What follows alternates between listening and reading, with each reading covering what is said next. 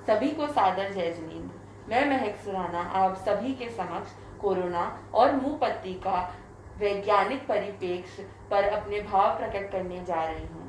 जैसा कि हम सभी जानते हैं, भगवान महावीर ने 2546 वर्ष पूर्व ही हमें वायुकाय के जीवों की विराधना से बचने के लिए मुंह पत्ती का विधान दिया था। मुंह पत्ती यानी मुख वस्त्रिका, जो कि चौड़ाई में 16 अंगुल होती है और लंबाई में 21 अंगुल लंबी होती है और इसके 8 पट किए जाते हैं और ये श्वेत कपड़े की सफ़ेद कपड़े की बनी होती है और सूती कपड़े की बनी होती है। और हम जैसा कि हम ये भी जानते हैं, मुख वस्त्रिका को अपनी हाथ वस्त्रिका न बनाएं। अगर हम इसे अपनी हाथ वस्त्रिका बना देंगे तो वह हमारी जो हमें काम करना है वो हम स्वतंत्र रूप से नहीं कर पाएंगे और जीवों की हिंसा होगी और हमें दोष लगेगा। इसी से बचने के लिए हमें मुख वस्त्रिका का प्रयोग करना चाहिए। जैसा कि हम ये भी जानते, और मुख वस्त्रिका के 2 कारण हैं। मुख वस्त्रिका के 2 कारण हैं जो भगवान ने हमें बताए हैं। पहला, वह जैन धर्म का चिन्ह है। दूसरा, वह हमारे जीवों की विराधना से हमें बचाता है और हमें दोष नहीं लगता।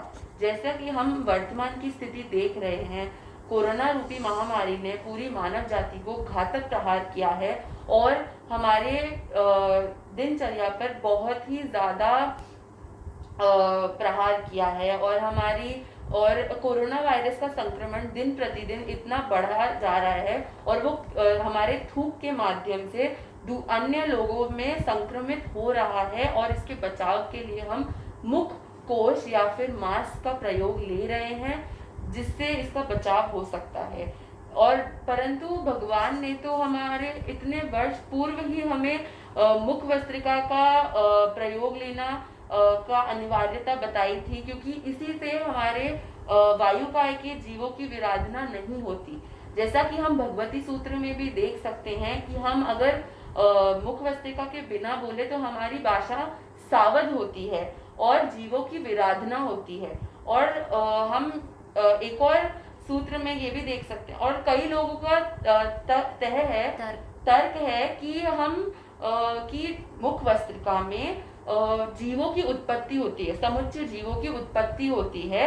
परंतु पन्नवना सूत्र में ये लिखा हुआ है कि पन्नवना सूत्र में 14 स्थान बताए गए हैं समुच्चय जीवों की उत्पत्ति के, जिसमें से थूक का कहीं भी वर्णन नहीं है।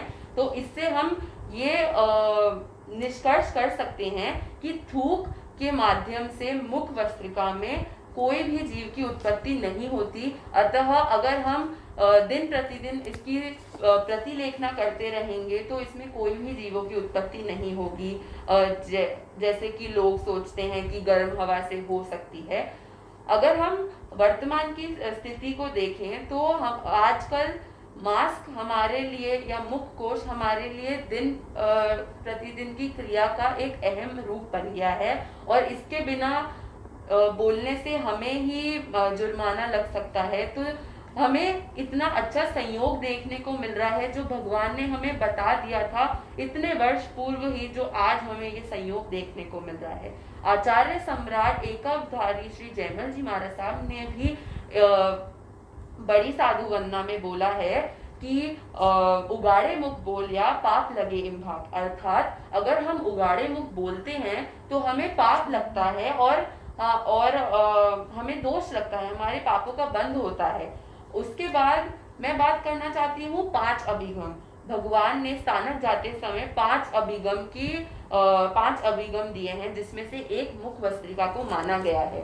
अतः मैं आपसे अनुरोध करती हूँ कि मुख वस्त्रिका या मास्क को अपना दिनचर्या में इसको आप अपना दिनचर्या में डालिए और इसको अपने, जिससे कि वायुकाय की जीवों की हिंसा भी ना हो और हम भगवान महावीर के दिए हुए संदेश को भी अच्छे से जी सकें, जैसे जियो और जीने दो, जैसे कि हमें पता। और इसकी बहुत सारी